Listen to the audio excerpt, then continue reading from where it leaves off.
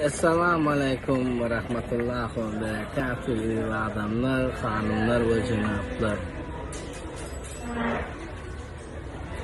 Yağda olmama keyiften göreyde o derece o kadar keyif ediyorsa hem de normal. Men Instagram'a bir örnek oynayacağım, yeteneğim bilemem bir SMS yazılışlıyım. Yakup seninle ünlü ya urasın ne diye. Zincan vur geldi keçerinden çık tırpmasan ne olsa men tayar.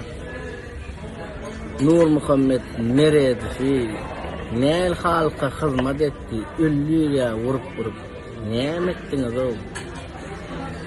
Sonra ne mal fakir yatla ezen adamı ağla fakir kımmatlı adamı sana